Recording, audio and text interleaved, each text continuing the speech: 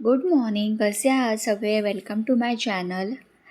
आज आम्ही बाहेर निघालो होतो. तसं तर आम्ही रोजच बाहेर निघतो, पण ते कसं रोज मॉर्निंग वॉक असतं, तसं माझं एक रोज स्कूटी राऊंड असतो की मी बाहेर निघणार म्हणजे निघणार. आणि बाहेर गेलो की मला आवडत नाही.